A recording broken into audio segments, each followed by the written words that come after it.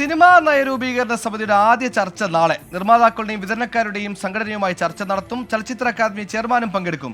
സലിം മാലിക് തിരുവനന്തപുരത്ത് ചേരുന്നു. സലിം മാലിക്, അപ്പോൾ സിനിമാ കോൺക്ലേവിലേക്ക് സർക്കാർ കടക്കുന്ന ഏറെ വിമർശനങ്ങൾക്കിടെ എന്താണ് വിശദാംശങ്ങൾ?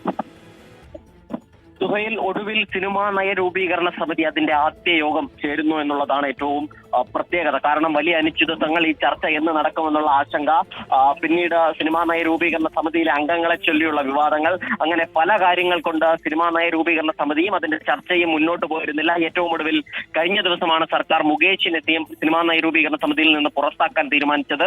അതിനൊടുവിലാണ് നയരൂപീകരണ സമിതി അതിന്റെ ചർച്ചകളിലേക്ക് കൂടി കടക്കുന്നത്. വളരെ വേഗത്തിൽ ഒരു സിനിമാ നയം രൂപീകരിക്കുക എന്ന സർക്കാരിന്റെ തീരുമാനം, അതിന്റെ അടിസ്ഥാനത്തിൽ ഈ പുതിയ സമിതി, ഈ സമിതിയിൽ നിന്ന് മുകേഷിനെ ഒഴിവാക്കിയതിന് തൊട്ടു പിന്നാലെ സമിതിയുടെ ചർച്ച നടക്കുന്നു. മാത്രമല്ല നാളെ അത് എറണാകുളത്ത് മറൈൻ ഡ്രൈവിലെ താജ് വിവാന്ത ഹോട്ടലിൽ വെച്ചാണ് ആദ്യ ചർച്ച. ആദ്യ ചർച്ചയിൽ നിർമ്മാതാക്കളുടെയും ഒപ്പം തന്നെ വിതരണക്കാരുടെയും സംഘടനയുമായാണ് ഈ നയരൂപീകരണ സമിതി അംഗങ്ങൾ ചർച്ച നടത്തുക. നയരൂപീകരണ സമിതിയിൽ നിലവിലുള്ള ഏറെക്കുറെ എല്ലാ അംഗങ്ങളും പങ്കെടുക്കുമെന്നാണ് വിവരം.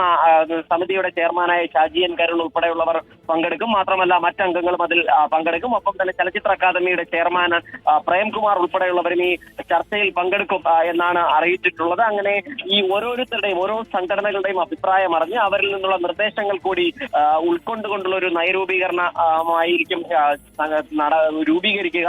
അതിന്റെ തന്നെ ഒരു കരട് രൂപം രൂപീകരിക്കും. അതിനുശേഷം സിനിമാ കോൺക്ലേവിലേക്ക് കടക്കും. സിനിമാ കോൺക്ലേവിൽ വെച്ച് ഈ കരട് നയം അവതരിപ്പിക്കും. അതിന്റെ എല്ലാവരുടെയും അംഗീകാരം കിട്ടിയതിനു ശേഷം മാത്രമേ ഒരു പൂർണ്ണ സിനിമാ നയം എന്ന നിലയിലേക്ക് രൂപീകരിക്കൂ എന്നാണ് സർക്കാർ അറിയിച്ചിരിക്കുന്നത്. സുഹൈൽ, ശരി, വിമർശനങ്ങൾക്കിടെ സിനിമാ കോൺക്ലേവിന് മുന്നോടിയായി സിനിമാ നയ രൂപീകരണ ചർച്ചയുമായി സർക്കാർ മുന്നോട്ട് പോകുന്നു. എം മുകേഷ് MLA ഒഴിവാക്കിയ സമിതി പുതിയ സമിതിയാണ് നയരൂപീകരണ ചർച്ചയിലേക്ക് കടക്കുന്നത്. സലിം മാലിക്കാണ് വാർത്തയുടെ വിശദാംശങ്ങൾ നൽകിയത്.